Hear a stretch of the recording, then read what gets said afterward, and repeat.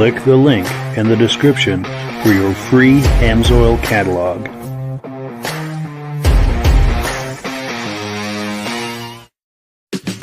Before we get started, I'd like to give a quick shout out to some of our friends. The Eastern Snowmobile Racing Hall of Fame. Search for them on Facebook. Central Minnesota Pond Racing. Search for them on Facebook. The historic Lancaster Motel for the ultimate Eastern trail riding adventure. Crane's Snowmobile Museum at 172 Main Street in Lancaster, New Hampshire. The Vintage Snowmobile Club of America Quarterly Magazine. The Bridge Street Garage Racing Team, the house racing team of the Vintage Snowmobile Podcast. The New Hampshire Snowmobile Museum at Bear Brook State Park in Allenstown, New Hampshire. And lastly, if you decide to advertise with the Vintage Snowmobile Podcast, this could be your advertising message. Well, good evening and welcome to the podcast. I'm really glad you're here.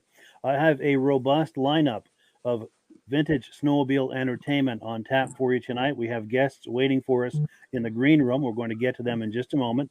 But before we do, I want to make sure that everything is working properly. So if you can see my face and hear my voice, I'm going to ask you to leave a comment.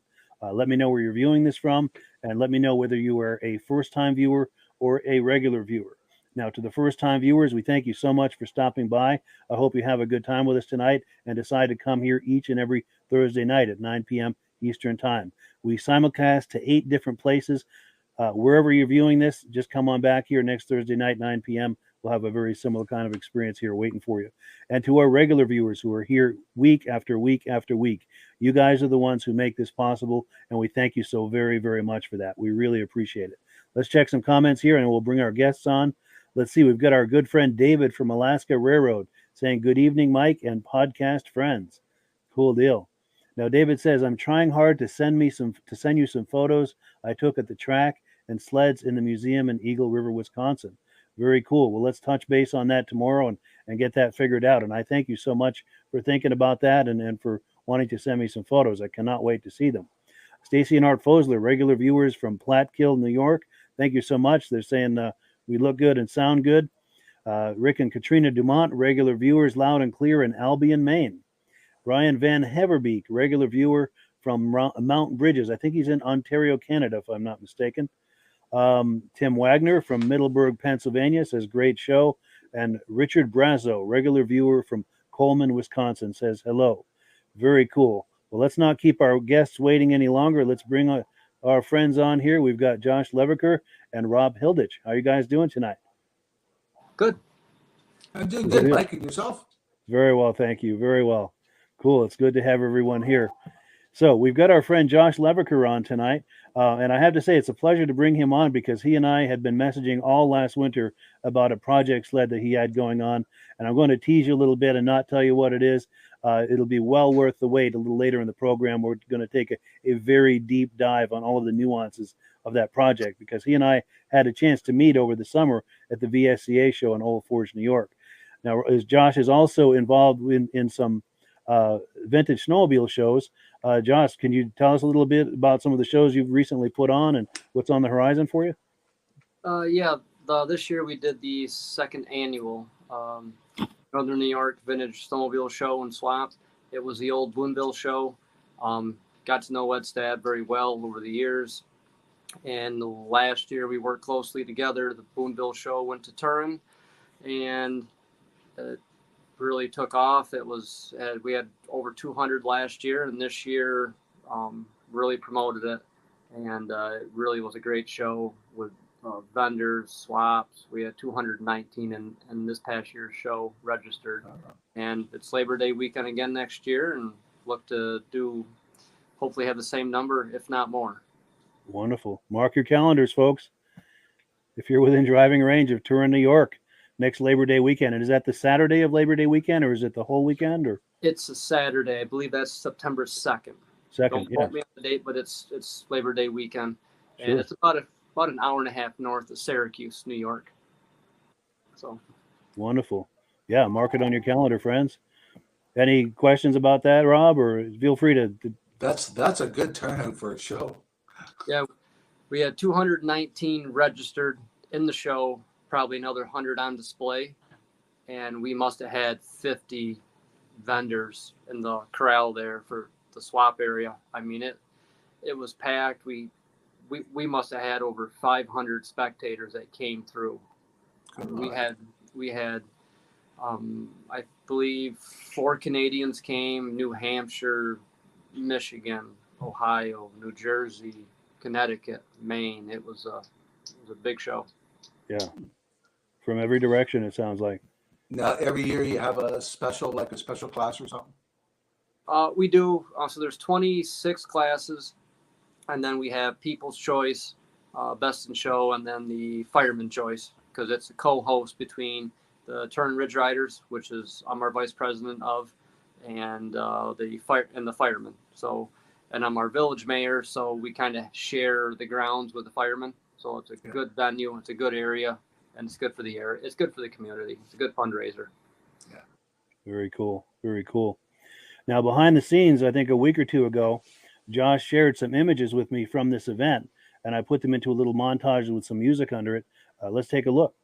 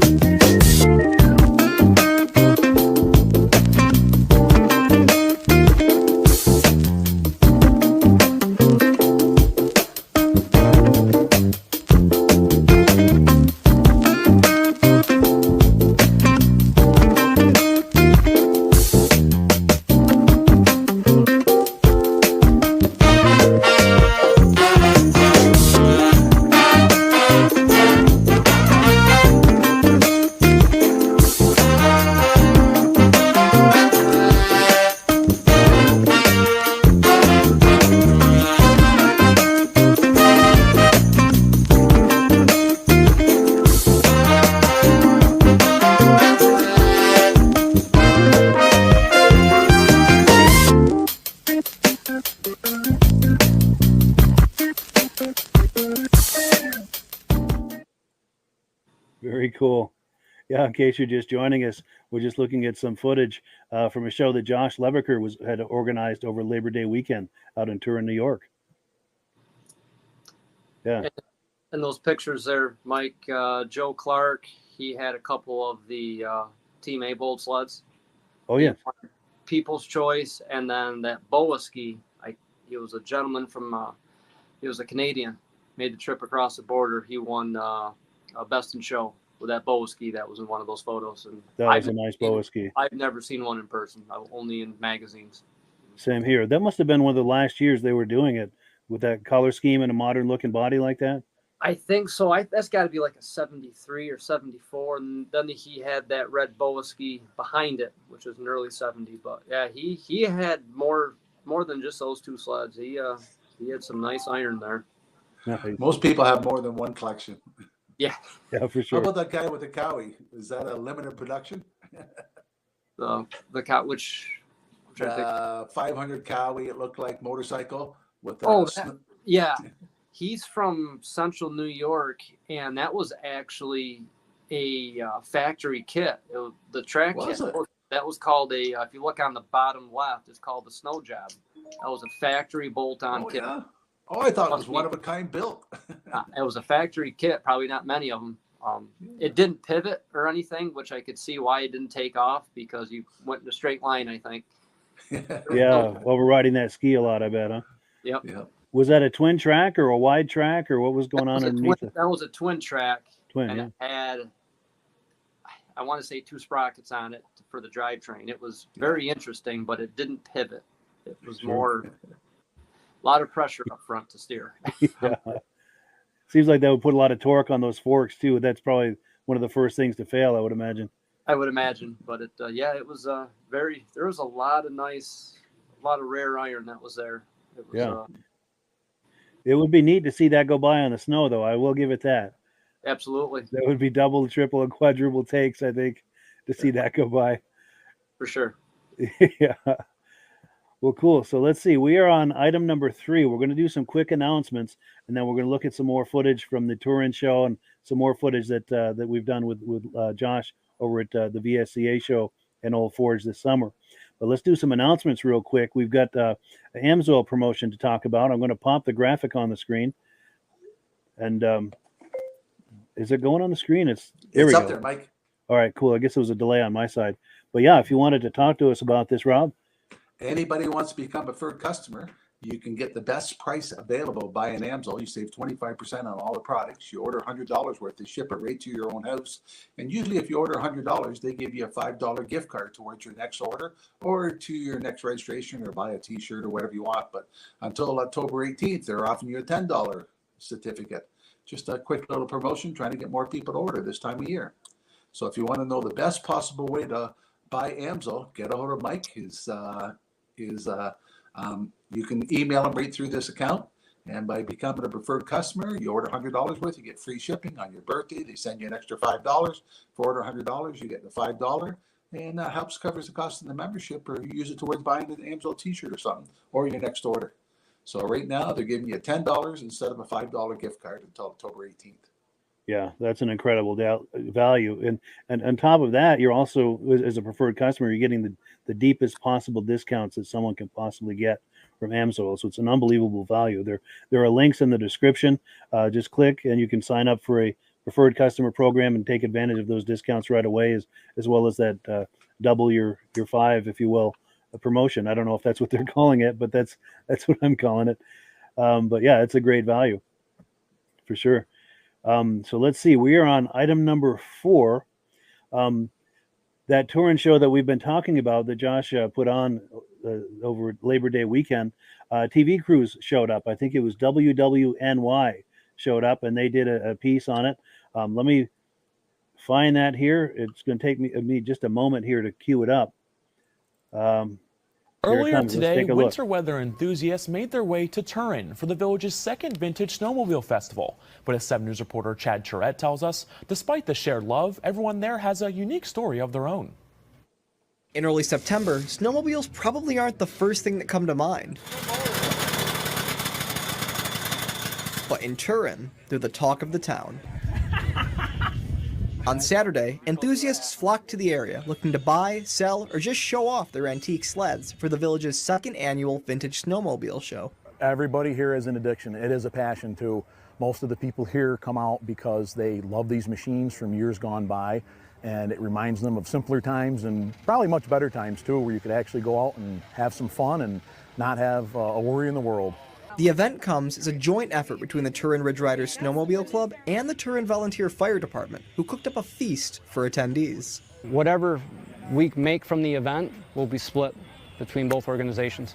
So. Some of the sleds here have quite a story behind them. Take Garrett Coe's 68 Arctic Cat Panther. It started out as spare parts in a bushel basket that he found in Cortland, New York. And look at it now. The guy says, well, you ain't gonna restore it or put it together, you're just gonna sabotage. I says, no, me and my father will put it together. Well, I've never seen that guy since, but if I did, I'd say, hey, remember that sled? Because it's right there. For Carmen Russo, one vintage snowmobile is far more than a hobby. His work on this 1972 Polaris 530 SS Charger is the main way he honors his late father, who taught him to ride back when he was 7 years old. When he passed away, I wanted to find the same sled that he taught me on, and it was like a 4-year adventure to find the sled. Finally found one in Wyoming. Whether they're from Carthage, Canada, or Connecticut, just about everyone in Turin Saturday shared a love of snowmobiles, but they were all set apart by their unique stories. Chad Charette, 7 News. You want me to walk right in front? Cool deal. So yeah, in case you're just joining us, we're just looking at a news piece about the Turin, New York show, Vintage Snowmobile Show that Josh Leviker, pardon me, put on over Labor Day weekend. And it's coming up again next Labor Day weekend. In case people are just joining us, Josh, do you want to give a shameless plug for that event? Yeah, again, it's I believe the date is September 2nd, and we'll start advertising. Ed and I will start advertising probably in April, and it'll be the same thing. There's plenty of real estate for overnight camping if you want to come Friday with your campers. There's areas to plug in. There's water on site if you want to hook up to water. Again, a lot of real estate, a lot of motels close by. A lot of our local supporters, the Edge Motel, they have 110 rooms, so their availability is pretty good that time of year. As you get into the winter season, obviously they fill up, but a lot of restaurants nearby. The ski slope is right down the road. You can see it from there. You got Old Forge, half hour away. Tug Hill is right there at our doorsteps. There's a lot of activities. It's a good show, and it's going to grow. I can see that happening. Yeah, that's wonderful. That's wonderful. Now that clip we were just looking at, that news clip, Rob, did anything catch your eye in there? Oh, there was one machine there. It looked like it had a cover where you closed it over top of the roof. What was that?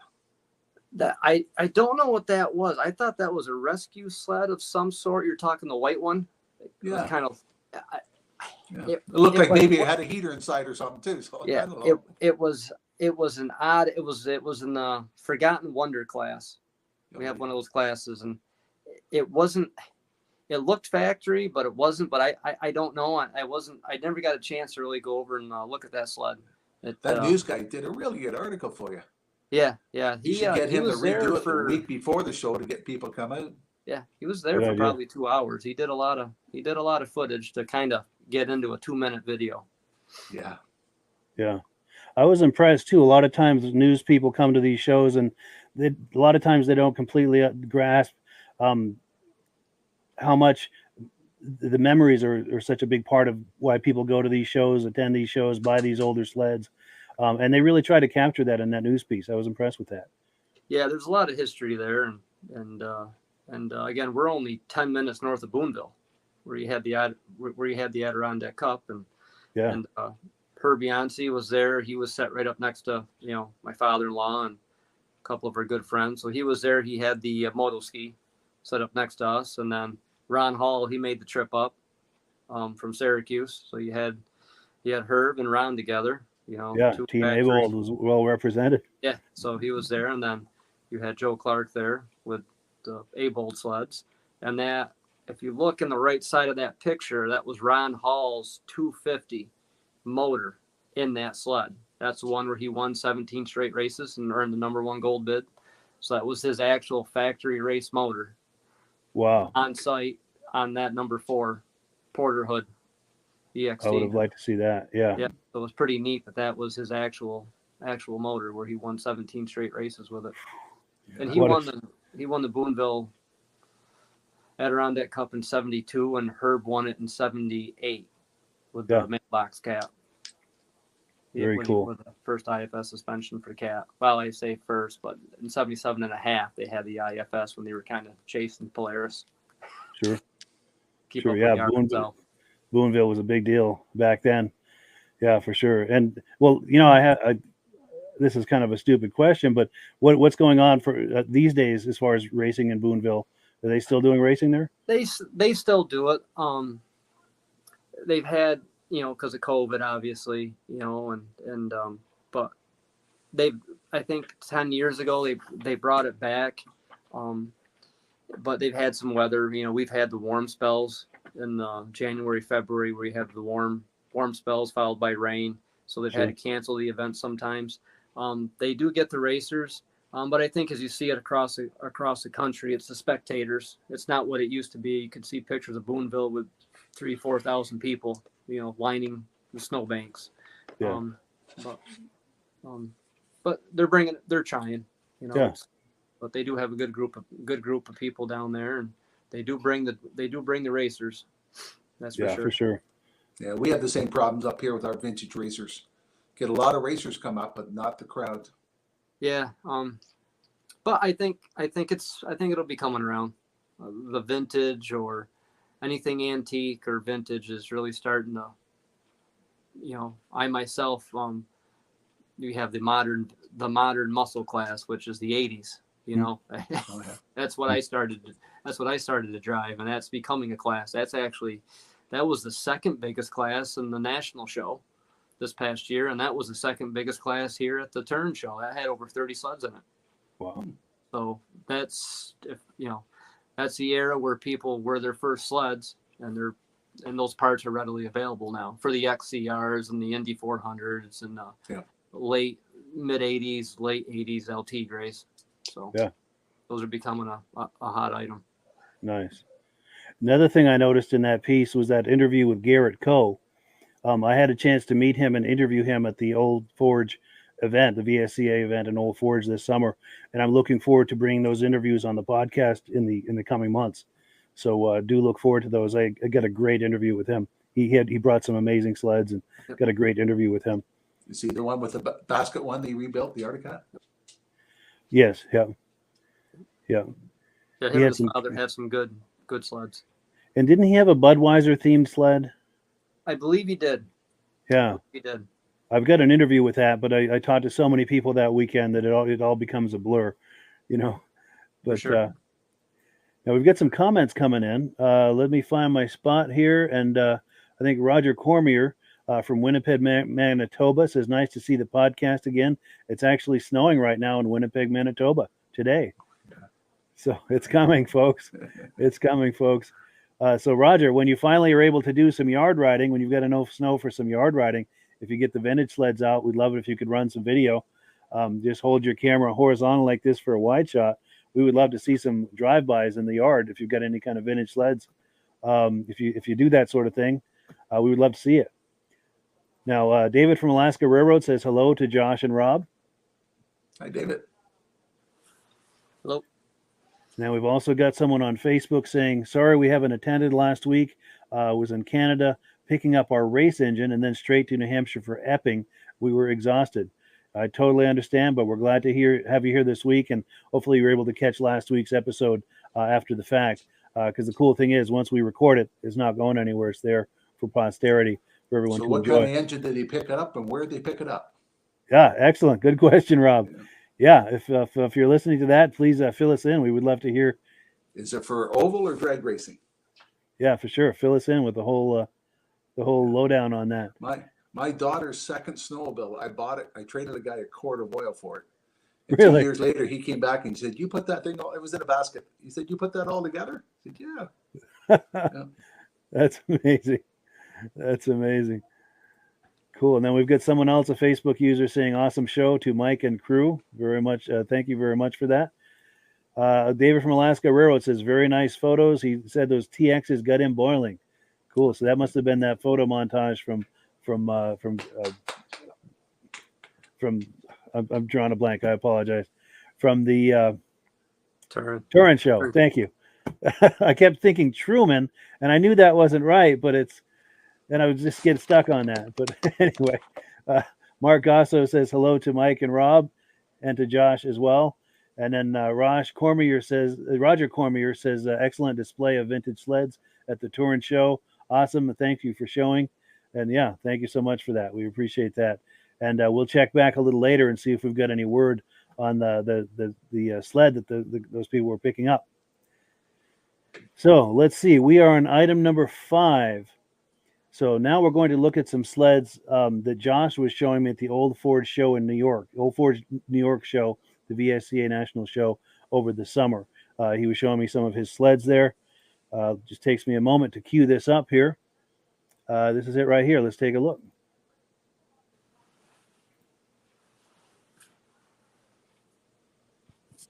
It's taking a minute to load, but it's coming. Stand back, everyone. Oh, it says, I lied. It says the device is having trouble loading the video. All right. Gotta love technology. Let me try it again here and see if we. This is your father-in-law's sled, you said? So this is my father-in-law's 74 Tiger. It's a 295 track tune. Yep. Him, his brother, and a good friend, they all bought 74 Tigers in the end of 73.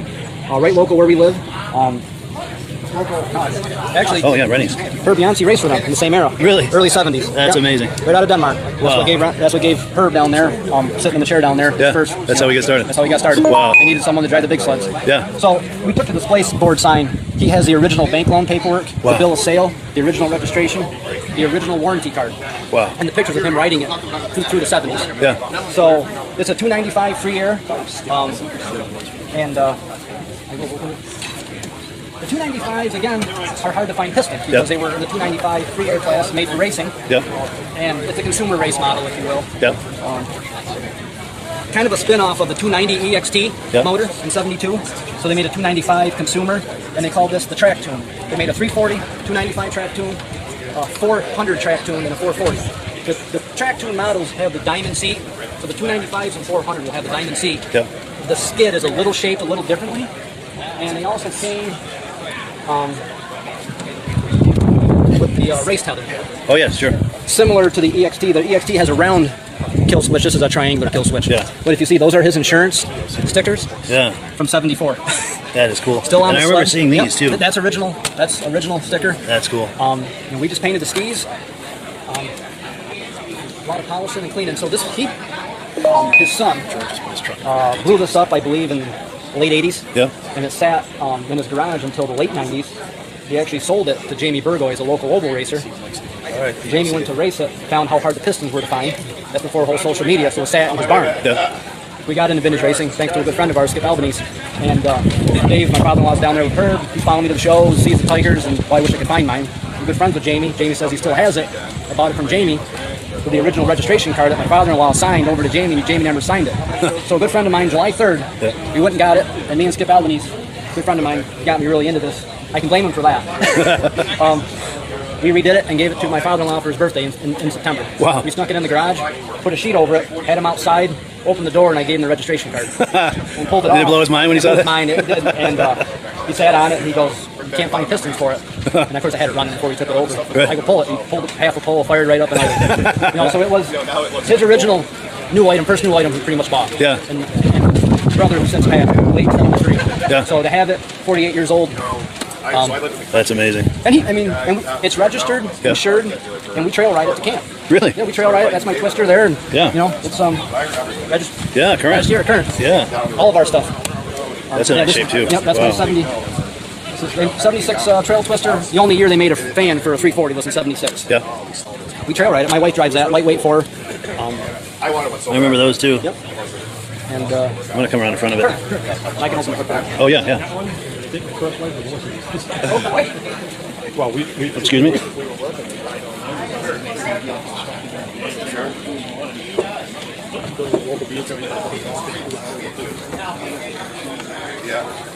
if ever been made? So 340s, what's hard, it's not super hard to find, but these rubber grommets around the plugs are hard to find. Back in the day, you change a plug, who would have thought you'd want to save these? Yeah. But, the air boxes for a 340 fan are harder to find because the 340s have a longer snout on the airbox. The 440s had a bigger carb, so the snout was narrower, shorter. So I actually bought 2 airboxes before I learned the snouts for the 340s were longer. Oh, wow, trial and error. It was a 1 year only. Sure. Because they only made a 340, and this is on the Merck registry. It's the only one in New York. Really? It's Wow. on the Merck registry. That's cool. It's got, Yeah, no, it was Fox. it's got 4,200 miles on it. Yeah. Like I said, I had a 70 here. Yeah. It wasn't. Beautiful. I spent a lot of time on it. It's a nice piece. Yeah, for sure. It just wasn't done. Everything we have, we drive. That's cool. That was a little screamer. Yeah, next time you have any of these on the snow, please take some video. Yeah. Oh, yeah. And share I it had on my the podcast. cross-country cat here, but we pulled that out last night just to save on some loading. Yeah. And we do. I got a nice cat cutter that I redid. Yeah. We put our kids in it, drive Nice. around. I got a cheetah. So. Sweet. But this one kind of started it, and then it That's what got the ball rolling. evolved from there. That is cool. Yeah, it's nice to finally see this in person because I know we've been messaging on this for a long Sure. time. Those are. I've had a lot of compliments, but again, I got to thank the people that helped the parts, and Jason Palmer really he come to the end on that. And finished the assembly for me. Nice. I was just pretty much parts, steps on which to go, and his craftsman work really came to play on that. Yeah. So, Cool I know deal. he's a big Yamaha guy, and he's never done a cat, but he said, I'll finish that for you. That's great. So, well, cool. Again. Yeah, I appreciate it. We're going to wind down this segment, but we will catch you on the other side for the award ceremony, and that is at noon. What time have we got now? 10 after? A little time, but yeah. Well, thanks for viewing, everyone. Cool. Yeah, some beautiful sleds, Josh. Cool Yeah, it was deal. a good show. There's what 460-ish at the Yeah. show, and it was a lot of nice iron and get to meet the people you talk to online and on the phone. So it was a good show and good weather. That's the key. It was hot Saturday for sure, but Yeah. it was good weather. Ed put Yeah. a good show together. And it paid off that they set those tents up. That helped to keep if you're under the tent, it wasn't quite as hot. It paid off, and it was well organized. The tents were labeled, and I helped judge that Friday evening.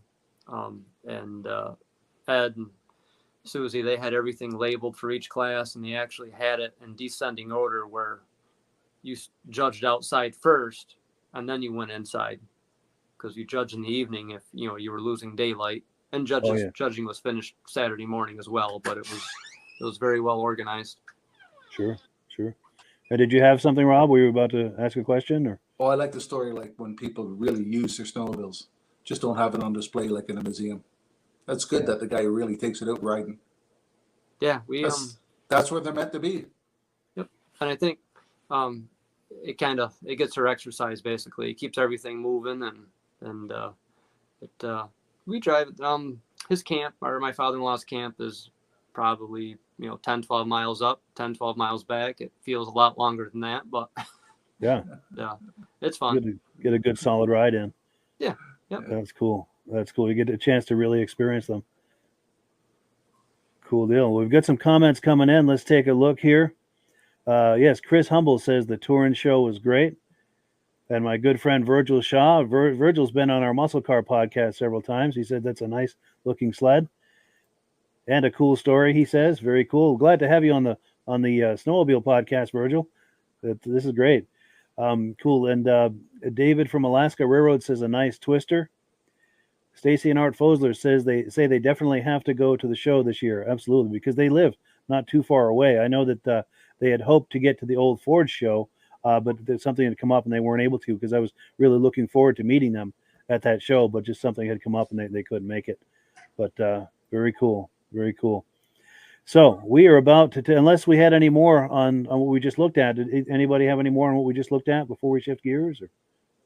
But what was interesting with my father-in-law's sled, his one of his good friends and his brother, they all went down at the local cat dealer, which there was many of them. Whoever had a lawn mowing shop had a cat dealership back in the day. And his brother got the 340. His friend got the 440. He got the 295, not knowing. I mean, they made, I believe, 3,000 295s, but not knowing later in life the 295s, they were, I forget what stock, whether they were stock D or whatever for racing, but they were a very good competitive stock sled. and he blew it up once, rebuilt it, and then he blew it up. His son blew it up, just out back driving, late 80s, early 90s, and it kind of sat, and Jamie got it, and again, couldn't find pistons, and a friend of ours down the street got me more into vintage sledding, and went to the Boonville show for a couple of years, and my father-in-law came with me. He started seeing the old LT Grays and was talking about his sled, and I know Jamie pretty good, so I got a hold of him. He said, I got it, and if you want it back, and it's yours, So went down the day before July, 4th of July, picked it up, and as we said on the camera there, we gave it to him for his birthday on mid-September. So there was, had the motor redone by Northern Crank Shop, John Rowan. They did a great job, but in shipping it out there, only half the motor showed up. Half was missing in shipping. The package showed up, within a package. It was ripped open, so it was chasing down parts and things of that nature. And we got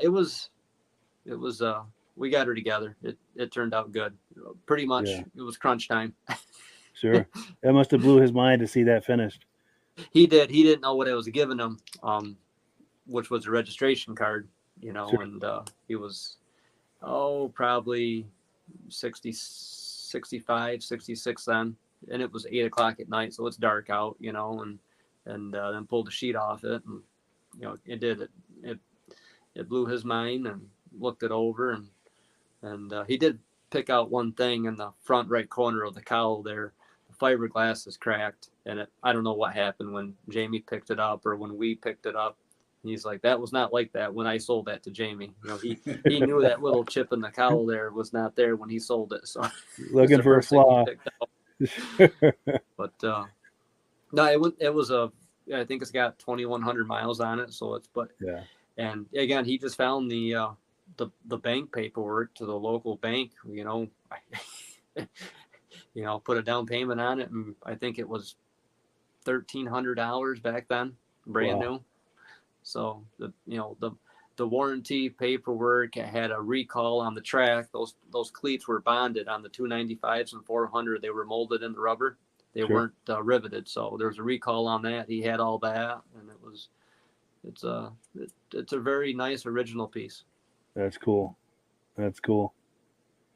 So even cooler still is we're looking at the menu here, items number 6 and 7. We're about to look at the sled that Josh and I had been emailing back and forth over all last winter. He was sending me images of the project, the progress of the project, if you will. And then I finally had a chance to meet him this summer in Old Forge, and we took a very deep dive on this EXT project. So let me get this queued up here, and we're about to take a deep dive on this EXT. Let me be sure I'm picking the right video here. This is it right here. All right, we are back at the VSCA National Vintage Snowmobile Show, Old Forge, New York, and we're meeting up with our good friend Josh Leviker. How you doing? Good. And he's going to talk up his sleds, and I'm going to get close to you for good audio. Sure. So this is a 1973 Arctic Cat EXT 340. Production numbers, there was 300 of them. They made 301 of the 440 and 200 of these 650s. This sled was raced out of Pennsylvania, the PSSA circuit, and that was the sled as I got it. Jerry Widener is the gentleman. He's still alive. I have spoken to him. I have sent him some pictures of it throughout the restoration process, and he's been a lot of good history behind it. Yeah. That was the chassis. This was a year ago. This was in June of last year. That's what it looked like a year ago. A year ago, after I collected all the parts. That has come a long way, hasn't it? He raced it from 74 up through 76. Wow. And he parked it outside. And he also raced a rup. And this was a NOS tunnel found. And what's interesting with these, they are lightweight. The rib tunnels, they would tear. Okay. Which is why Cat would give the upgraded, they're not recalled, but the remanufactured tunnel, the steel tunnel, the smooth tunnel. Yep. So finding the rib tunnels are very difficult to find. This was kind of the shape it was in. It has this motor came out of Thief River Falls. Originally, when this sled was new, it was a hill climb sled. Really? And people heard it was for sale in 74, and it went to the highest bidder. Wow. He happened to be the highest bidder. He was the bidder. Wow. got the super mod kit on it, and it has the molded, bonded, pleated track. It's not riveted. Okay. They're molded into the rubber. Yeah. And they're aluminum, lightweight, and very rare to find. 1 year, oddball, length, pitch, very hard to find, impossible to find. And here's some of the progress pictures. Yeah. Original EXT skid. Yep. They are different. The aluminum bulkhead. And what's interesting with this sled is you'll see it has the gear reduction unit on it, and they were taken off. They were recalled by CAT 1 week after these sleds were released. Really?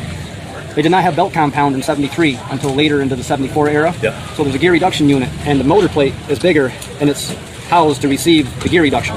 Okay, yes. So when those gear reductions were removed, they would cut the motor plate, slide the engine over, but you can see the motor sits dead center in the chassis. Yes. And if you will, you can see the gear reduction. Yeah. It goes to the clutch. That is cool. More.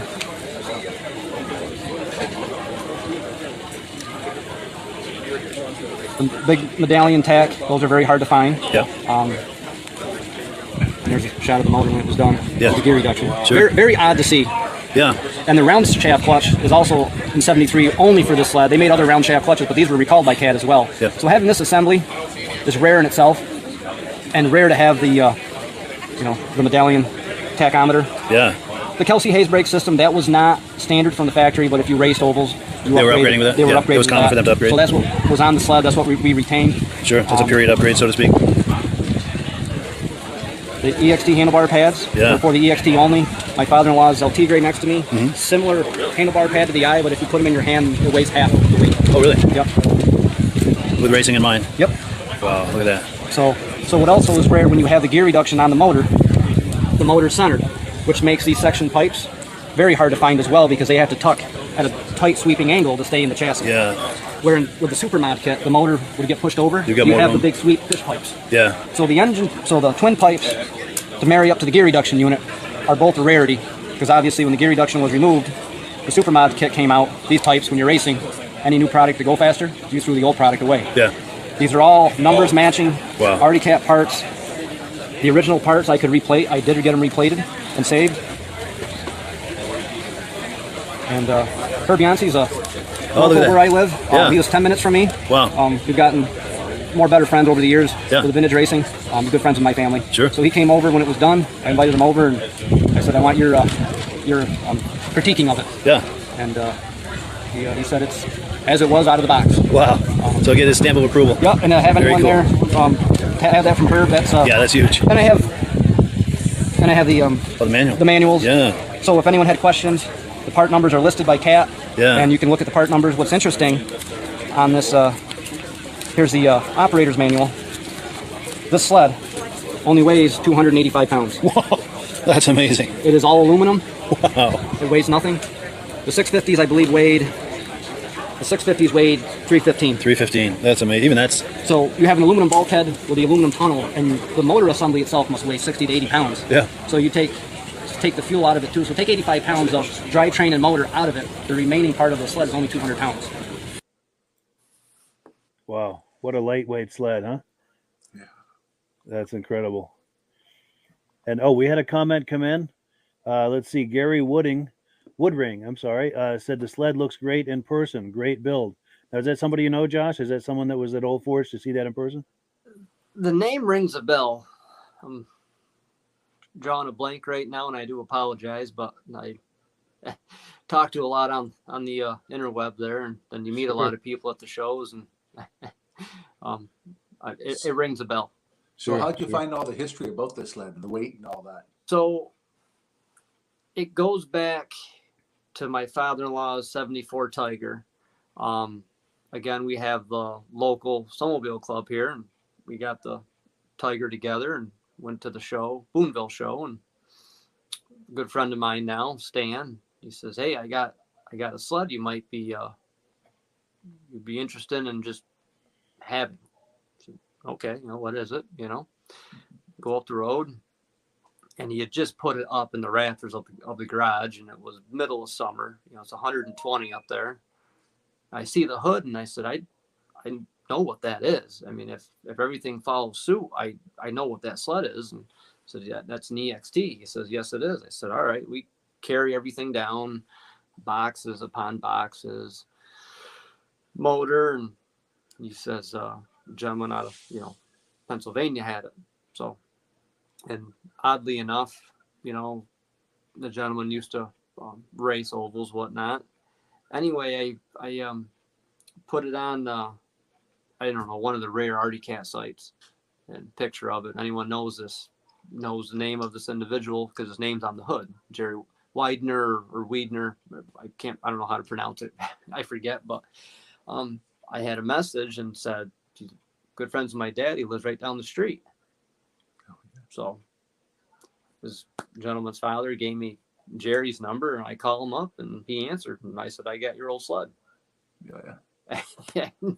I think he's mid-70s now, maybe a little later than mid-70s. And I recently talked to him right around the Turin show, see if he could make the drive up. And coincidentally, one of our members of our club lives in Pennsylvania. He's right down the street from Jerry. Jerry raced a Formula 2 and a RUP. And the gentleman who has a camp up here and is a member of our club, he's a big RUP guy. So he knew Jerry. So, I had that tie there too. But Jerry raced, and that sled was a hill climb sled. The motor was done by someone in the factory out in Thief River Falls. There's some extreme porting in it, and it was out for bid basically. And everyone went to the hill climb, and he was the highest bidder, got it, did a few things, not a lot for oval racing. And that was his oval race sled with the Formula 2 and the RUP. He said the Formula 2 it was okay. Cable steering obviously is what hindered that, the handling. The CXT was always up in top 3, He said, but the RUP is what brought the money. The RUP is what paid for the weekend. He won't let that go. He still has that sled. The Formula 2, he said it didn't handle, it didn't corner, so he got rid of that. And those are, they say 200 were produced. I hear 125 were actually produced, but the Formula 2s are pretty rare. Yeah. Lucas Bristol's the only one that I know of that I have seen on the internet and seen in person. He took third with it at the unrestored class at the national show. But yeah, I would occasionally call Jerry, ask him for questions, pick his brain. But I don't know, maybe we'll see in the later pictures. That sled did not, when I acquired it, did not have the rib tunnel. I had the smooth tunnel because the rib tunnels would tear. It was so lightweight. It was a miscommunication from what Herb says. The stamping was supposed to be thicker, and it came out thinner, and that's why they tore, and they kind of put a smooth steel tunnel on them because the bulkheads would tear as well. Sure. Now, has Jerry seen the finished project sled that you've done? He has. He saw the progression as it went along, and then it was done. I sent him, a dozen photos of it, and he was, shocked by it because it was a nice, obviously when you're racing, it's not all about show, but it was all there. I mean, for the most part, it was there. So sure. So we've got some more comments coming in. We've got Roger Cormier says, beautiful EXT restoration, excellent attention to detail, and a nice backstory too. Bravo. Yes. Cool deal. And then our good friend Virgil Shaw says, Josh has some real barn finds. He also says he likes the fact that he knows the history on these sleds. Very cool. Very cool. So if you're enjoying this about this EXT and all of this, we're only halfway through the deep dive. We've got some more for you. So let me queue up the second half of the deep dive on that. And let's take a look here. Oh, this is hanging a minute here to load. I don't dare click it twice.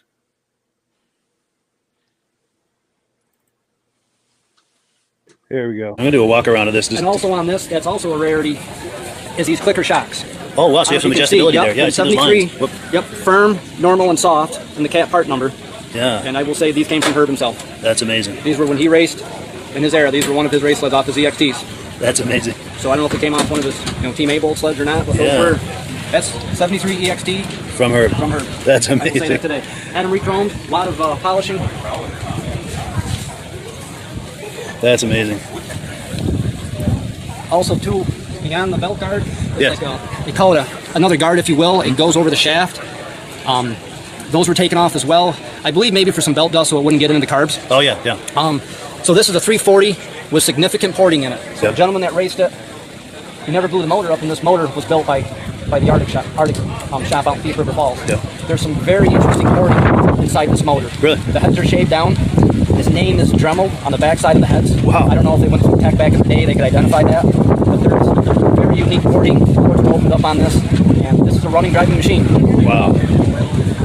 That is really Starts impressive. up, ran on the stand, and I will drive it on the snow this winter around the house. That is wonderful. I'd like to get some video of that when you Sure. do. Yeah, this winter, and if you can get a picture of the track underneath, you can tell it's a molded track. Yeah. It's not riveted. The ice picks are through it, yeah, but they're molded into the rubber. That is cool. So it's nice to finally see this in person too, Josh, because I know we've been messaging back and forth all winter with the kind of the chronology of this project, and to see this, in this state is absolutely amazing. It's a good-looking sled for 73. It's a very sharp-looking sled in my opinion. Yeah. It's black, it's chrome, lightweight. It's, in my eyes, it's all show and all go as well. It's it delivers in all categories. The clutching gauge is around 7,000 on this, and it's ready to go when that happens. It does. It winds right up, and nothing like a set of twin pipes on it in the screen. But it was a passion. It was a dream 7 years ago-ish, and then a solid 5. Yeah. I had it for probably a year and a half, 2 years, sitting in the garage, and then you acquire one part, and you start looking, and you acquire many more parts, and then you got to buy a whole lot. Sure. 10 parts to get the 3 you want. Yeah. So, but which is good. I've conversed with a lot of people here, and that are building 73s. We've exchanged information, and same thing as I built this, I would converse with people like Herb and others, because the part manual is archaic, back from 73. Yeah. And there's pictures out there of 73s, but what's right, what's not right. Yeah. And this is a. And you've got someone who lives near you who was there at the time, who's knowledgeable. Verify that. Yeah. And it's so you can make sure that it's correct. And like these J hooks here, if you will. Yes. If I go around the stirrups, they were from the original piece. Wow. A lot of people, they can't find them. All they are is a bolt that's bent, but these have the part numbers on the inside. Wow. The Mikuni fuel pumps mounted vertical, and those are 40 Mikunis on there, and they have a 510 main jet in them. Wow. Is it possible to open the hood? Or? It's a tight fit to, okay, that's all right. to open there. Sure, it's all good. Plus with the wind, it'll go. Oh yeah, I didn't think. Yeah, we don't want that. What's interesting too. I didn't think of that. What's interesting too is in the parts manual, Cat really got specific on their details, which drove me nuts. The throttle lever, you come down, and the hand throttle lever is a 109/510, and you see it specific for a 340. Yeah. And the 440 and 650s are a different part number. Yeah. The 340 has a different throw to it. Okay. Yeah. You would think a 74 LT grade throttle lever would be the same. Black, plastic. Sure. Who would have thought the engineering was that specific? Wow. Because if you can't zoom in, you can zoom in on the part number. So it's almost like a different camera ratio or something, yeah. The part number's right there, and 109/510. Oh, so that matches what you have in the book. That's the detail. That is cool. That's the detail that's in the sled. I didn't obtain another throttle lever and try and grind it, file it to make it fit. You want one with the number, with the right number. And on the display, it got windy today, but I also have the old... Oh, wow. I remember seeing those back in the day. I took it off today because it's been windy out, but... Yeah, that's amazing. Robert brings back memories seeing Palmer. that. Oh, yeah. I know Robert. He was generous enough. He was generous enough to... he's a serious cat guy. Yes, he is. He got some of the nicest stuff, clothing, memorabilia. He's got the biggest collection of clothing I know of. I can't think of any collection bigger than that. No one else. I can't imagine. That man lives and breathes. He does. He does. But this is, everything. And I want to thank a lot of people. I'll say their name: Tim Lynn, Dave Shark, Matt Lynn. They were a lot of late night phone calls, text messages, messenger, and procuring parts from them. Where some people say I have them, but I won't let them go. Someday I'll build a sled. They were generous enough to see my passion in this, and saw that I was going to see it through, and were able to help me with questions and parts. Yeah. And it was very good. The last year was to get here was a long road. It came fast. Yeah. And I also want to thank Jason Palmer. These are his sleds too, the right Yamahas? here. He's actually the gentleman over here. With the dolly? With the dolly. Okay, yeah. You can see him there. He was the one that finished the assembly on this sled. Oh, here we go. Skip Estes made a comment. He said this EXT he hopes gets the best of show. So I appreciate that. There's a lot of competition. I think there's 460 sleds here. This was the biggest class. The restored race, 71 to 75. It was the biggest class. I think close pushing 40 sleds, maybe more. Yeah. There's some nice pieces here, but this is every part number, every piece. Yeah. Mostly original, hand worked, redone. There's no repop stuff on this. This is 100%. The detail is down to the granular level. You know, it's that gas tank you saw in the picture. Yes. That is it. Wow. That is it. That old rusty tin You can polish cut that in up? half. You know, Wow. this is an original hood. I mean, it's and Brown's Metal Mods, right in Lions Falls, Yeah. right in your turn, 5 minutes from turn. They do a fabulous job, and they did the paint work on this, the paint and body. Wow. Phenomenal guys down there. Good look at that. Yeah, beautiful. Skis are 73 only.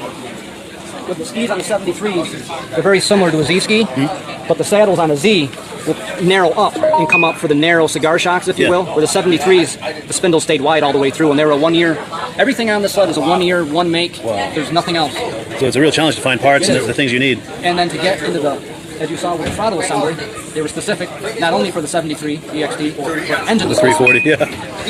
That's how tight they narrowed that down. And I didn't know that at the beginning of it. And once you get so far in depth, you got to commit and go the full. Yeah, for sure.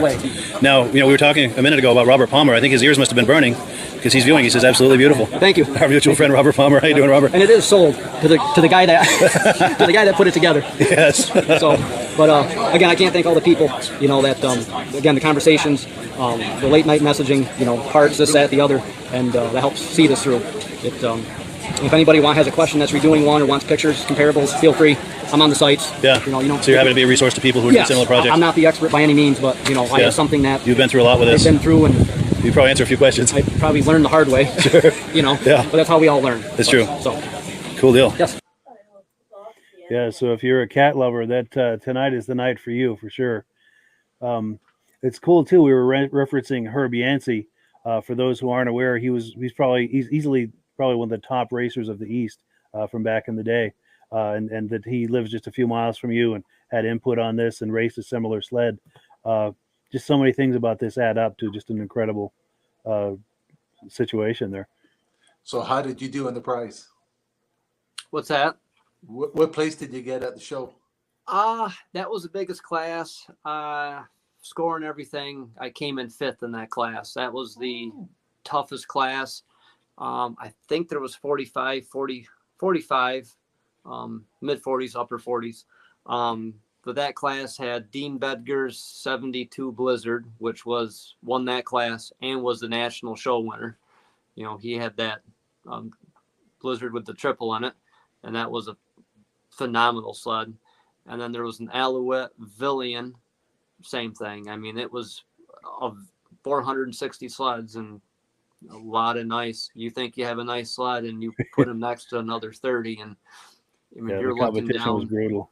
Yeah, you're looking down to the nit and gritty. And again, I was a judge there, and I judged with Jeff Maurer that evening, and it was, I mean, you're looking for a bubble in the decal. I mean, you're looking for, you make your short list of the top 5 if you can get there, and then you go back out and find a little scratch here, a little nick. I mean, it was a lot of tough competition. Yeah, for sure. And you did a great job on that machine. Oh, yeah, that was the only 73 there at the show. And only, other than Hank Briscoe's, that's the only 73 I know that's in New York. You know, Hank since passed, his son has it, but that's the only 73 I've seen in New York. Sure. What's interesting with that is it has a gear reduction, which is even makes that machine very rare. As Cat recalled those gear reductions right out of the box. Yeah. And when I got the box with the motor disassembled in the crate, I knew what that was. And again, find parts, do everything, and I had the motor plate, but it was cut because he took the gear reduction off for racing, and you had to get him another motor plate that had the holes for the gear reduction, and then the pipes, and it was. Sure. You get one piece, you got to find the other 5 to go with it. Yeah, for sure. And at the show, I did manage to catch an interview with Dean and have a deep dive on that sled as well. Not as deep as the dive we just took on yours, but so at some point in the coming season, we will have a look at that sled. Yeah, but that was the Craftsman. Yeah, that was a great sled too. Yeah, I was rooting for you, to be honest, but it was a toss up. It was a great sled. He had an amazing example there. He did. What does hurt mine a little bit is I have an original track. Sure. And that's the aluminum bonded track. And it's an involute drive, which is kind of unheard of in the early 70s. So it's not driven. The drivetrain, the sprockets don't drive off the cleats. It's an involute drive. And the pitch is different. The length of the track is different. The cleats are molded in the rubber. And of course, from racing, they would tear out, where mine is actually probably a 7, 8 out of 10 if you were to grade it, but it's an original piece, and you don't even see them anywhere because they were just raced and they would fall apart. The cleats would tear through, and this one survived. And that's but no one repops them. That's sure. There is, unless you find a new old stock, and I haven't seen any. Yeah, good luck. Nobody with that. has. So. And with that, the EXT skids are different from an LT gray skid because of the length and everything like that. So it's a real McCoy. Everything goes with it. I mean, you could take the easy route and get a repop cleated track from an LT gray and put that skid in there, but then it wouldn't be an EXT. Sure. It's 100%. Sure. Now we've got a comment that's come in. David from Alaska Railroad says those clicker shocks are amazing. Never knew they had those back in those years, and how we learn new things all the time. And that is definitely true. Well, cool. So we were about at that time where we wrap up the program. I've got one other quick thing to do, though, before we do. My good friend Jeff Gibbs has a snowmobile trailer for sale. And if you're in or near the Hanover, New Hampshire area, this sled is worth a look. I'm going to play a quick video that I made for him. And then on the other side, we'll close out the program. Let's take a look.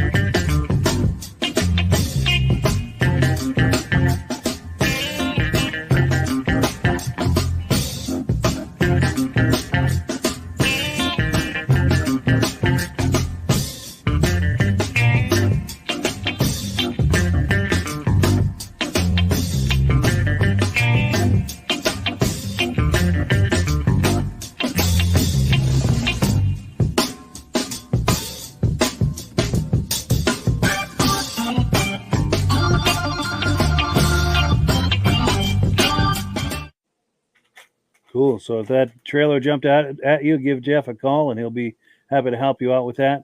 We've got another comment that's come in. David from Alaska Railroad says, good show, guys. Thank you so much. And thank you so much, David, for watching and being a part of this every week, both with the Vintage Snowmobile Podcast and the Muscle Car Podcast. We very much appreciate it. And if you're hearing about Muscle Car Podcast, what's up with that?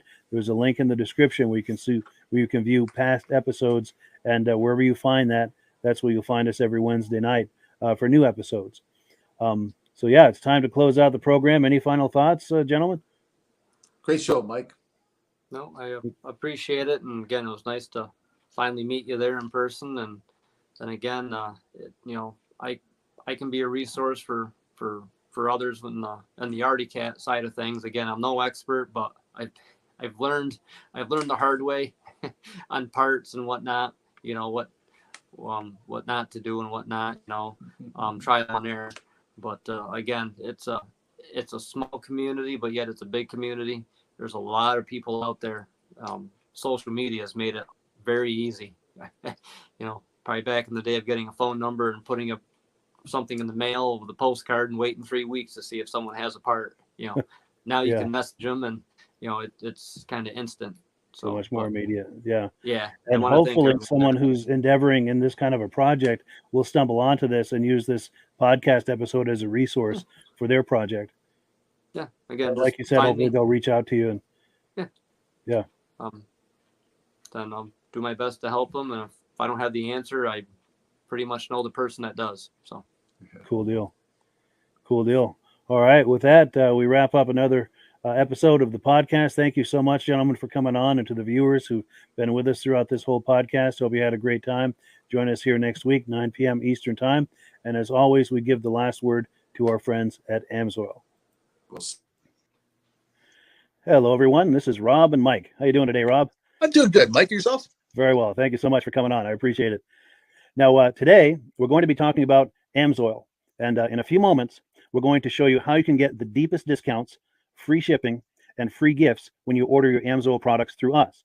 But first, I'm going to ask Rob to give you a quick description of what AMSOIL is and why you should consider using AMSOIL products in your motorized vehicles. Thanks, Mike. AMSOIL is 100% synthetic oil. Everybody uses AMSOIL for a different reason. Some people like the benefits that AMSOIL is warranted for 25,000 miles or 1 year. The reason we can do that is because AMSOIL doesn't oxidize. It doesn't form the usual carbons, gums, sludges like petroleum oils do. That's why we can keep it in the engines longer. Petroleum oils never do wear out. They oxidize themselves. That's why they have to be changed at 3,000 kilometers. And AMSOIL likes the benefit that you only have to change the oil once a year. That saves some money. Some of the people like the benefit of AMSOIL is it's a slipperier type lube. By having a slipperier type lube, it cuts down friction and drag. By less friction and drag, engines run 20 to 50 degrees cooler, better gas mileage. Now, AMSOIL says 25% more protection than the industry requires is in the AMSOIL bottles. My average customer gets about 10% increase in gas mileage. That's a big savings. Yeah. And by cutting down friction and drag, for every 10 degrees you cut down the friction and drag, doubles the life of the engine. So by having the engine run cooler, it makes it last longer. Some people like the benefit of the range of the AMSOIL. AMSOIL's flash point is 425 degrees, and it pours at 50 below zero. Wow. If you ever tried petroleum oil when it's 10 below, it turns to honey.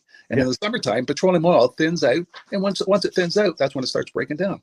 So AMSOIL is an all-season oil, can give you better gas mileage, longer engine life, less maintenance. It ends up being cheaper over a year's time running AMSOIL than it is petroleum oils. That's amazing. That's amazing. And AMSOIL is available for pretty much any motorized vehicle, anything from lawn equipment, cars, trucks, boats, ATVs, motorcycles, snowmobiles. Yep. And a lot of people phone me up and say, well, what's the benefit of our gear lube? Exactly what I told you about the engine oil. It pours in cold weather, it runs cooler, makes the equipment last longer. And they say, well, what's the benefit of the small engine? Same thing. Makes the engine run cooler, last longer, better performance. So it saves on all the applications that AMSOIL has available. Wonderful, wonderful. So yeah, let's talk now. Hopefully this has convinced people to think about maybe joining us in the AMSOIL experience. Let's talk about some of the discounts and free shipping and how that all happens. I'm going to pop a graphic on the screen. And yeah, by all means, if you want to talk people through how this preferred customer program works. AMSOIL has a number of different programs. One of our main ones is a catalog customer, where somebody can order directly out of our catalog. If they order out of the catalog, they order $100 worth, AMSOIL will ship it right to their house. But our best program is our preferred customer. For only $10 for 6 months, you become a preferred customer, you save 25% on all the product. You order $100 worth, they're going to give you free shipping. You don't have to order a whole case. You can mix and match. Say you want 4 bottles of small engine, 7 bottles of 5W30, and a couple of gear loops. You can mix and match. You can order 1 bottle at a time if you want. There's no minimums, no maximums. By being a preferred customer, you save over 25% on all the products you're going to buy. AMSOIL sends you extra gifts, a $5 gift certificate on your birthday, $5 when you renew your account, and stuff like that. So it's a good way to save on some of the products you want to buy. For sure, for sure. Yeah, it's an incredible value. And this is the deepest level of discount that anyone can get when ordering AMSOIL. Is that correct? It is. It is. Wonderful, wonderful.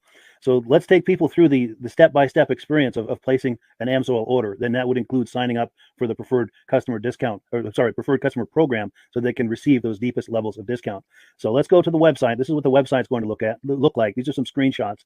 Once you go to amsoil.com, there's a link in the description, or you can just type that into a browser, amsoil.com. This is the page you land on. At the upper corner of the page there, you see how I've circled in red. That is the link to click, the Join Now link. That will take you to the Preferred Customer Program page, where you can take advantage of all of these discounts and free shipping and everything that we've just been talking about. This is what that page looks like. In the lower right, you're going to click Join Now. This will pop up.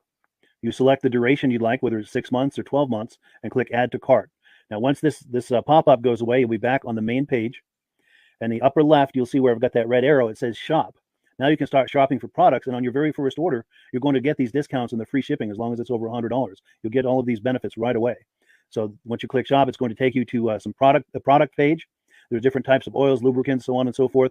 For the benefit of this exercise we're doing now, I'm just going to click motor oil. It shows different types of motor oil. Let's click gasoline. Now this takes us to an item. It's their synthetic motor oil. And you can see the item there, and there's choices for different viscosities. But take a look at the price. Let's take a closer look. Let's zoom in. But if you've join the preferred customer program first, you're going to automatically get the deepest levels of discount. That's what we're looking at here. You're saving $3.80 on that quart of oil. Instead of paying $16.29, you're now paying $12.49 for that quart of oil. That is the deepest level of discount you can possibly get. And then you just add the quantity that you'd like. You select any other items that you're thinking about, add them to the cart. And once you click add to cart for the final time, you're going to see this come up at the top of the screen. It's going to show your items and your the total that you're at so far. Pardon me. And then you just click view cart in the upper right, and that'll take you to your cart. Take a close look here at the upper right. That blue box shows that you're getting free shipping. You're eligible for free shipping on this order because it's over $100. That little yellow box shows that you've got the preferred customer membership on your order that gives you the deepest levels of discounts for the next 6 to 12 months. And then below that, you've got the items that have been selected. For the exercise here, I selected 9 quarts of the signature series, but that brings us up over $100 for the free shipping. We're saving $34.20. And if you're ready to finish, you click checkout now, and that takes you to this screen here. If you haven't signed up with an AMSOIL account at this point, just click in the lower right to create an account, create a new account. It's going to ask you for some basic information, name and those types of things. Now let's take a closer look. You'll see this gray shaded box. This is a very important box. This is going to ask you if someone has referred you to AMSOIL. And if so, please enter my name. My name is Mike LaPierre. It's spelled right there on the screen for the correct spelling. And also the referral number, 304-555-94. That's how you make sure that Rob and I get credit for this. Now, in the interest of full disclosure, I have signed up for AMSOIL under Rob. So when you order using this referral number, Rob and I both benefit. So if you enjoy these podcasts that we're doing, this is a wonderful way to support the podcast, because when you order using this referral number, Rob and I both benefit. And the commissions I make go directly toward offsetting the cost of doing these podcasts. So I thank you in advance for that, for using my referral number. I very much appreciate it. And once you've done that, you just go into the next screen to enter your payment information, and you're done. Now, once you've placed your order that's over $100, and that order includes your AMSOIL preferred customer program, you are now eligible to get a free DVD from myself. Now, this is going to be either a muscle car DVD or a vintage snowmobile DVD. Use the email address on the screen, wkspodcasts@gmail.com. Send me an email. Let me know which DVD you would like me to send you, the muscle car or the vintage snowmobile DVD, and I'll get that right out to you. As you're typing in that email, in the subject line, be sure and type in capital letters free DVD requests, so it stands out as I'm checking my email, and we'll get that right out to you. So I guess the last thing, Rob, that we wanted to talk about is if someone is considering AMSOIL as a business opportunity. Yes. If anybody has a retail or a commercial account and they would like to buy directly from AMSOIL, just send Mike a line. He'll show you how to set up, and you can buy directly from AMSOIL. But if you are interested in starting your own part-time business, a part-time business that can grow into a full-time income, Mike and I will show you the AMSOIL marketing plan. AMSOIL has a large selection of products that cover almost every application. So it doesn't matter if you're into snowmobile, boating, or ATVing, or hot rods. We have an oil for every application. It's a fun type business that's I really enjoy doing. Where else can I go and have fun and make money doing it? And Mike and I are here to help you all the way along. If you need any help on how to promote or to find new accounts, we're here to help you. For sure. So when you sign up under that number, this 304-555-94, you're getting Rob and I as a team. Now, Rob has been doing AMSOIL for 40 years. Can you believe that? 40 years. So he knows every aspect of this business, and he knows all of the ins and outs of the products. So he'll be able to help you with any kind of product questions or any kind of questions to show you the different business models that you can do with AMSOIL. And then the other thing that you get when you sign up under me is I've got a strong background in social media. So if you need some coaching on how to generate AMSOIL leads using Facebook and YouTube, I'm happy to coach you with that when you sign up under Rob and I. You get both of us as a team to help you, to coach you, to support you, whatever you need to get you off and running with this business and having fun with it. Like Rob said, it's an enormous amount of fun. If you're like Rob and I and you enjoy going to any kind of boat shows, car shows, motorcycle shows, snowmobile shows, anything with a motor, you like going to those shows, those events, those races, this is a great way to turn that into a income opportunity for you. Yes. And just by wearing my AMSOIL hat at one of these events, people come up and ask me about AMSOIL. People don't know where to buy it, and I'm there to help them, show them where they can buy the product. Perfect. Well, cool. Well, this is great. Any final thoughts, Rob, before we wrap it up? AMSOIL's a fun business. AMSOIL's been around since 1968. It was the first synthetic oil to be AI approved. Wow. Yeah. That's amazing. And that's very early in the game too, isn't it? Yes. For sure. Well, good. Well, thank you so much, everyone, for viewing. Hopefully, we've gotten you excited as we are about the AMSOIL products. We'd love it if you could join us either as someone who uses the AMSOIL products or to join the AMSOIL team as a business opportunity. And we thank you so much for viewing. Have a great day. You have a good day.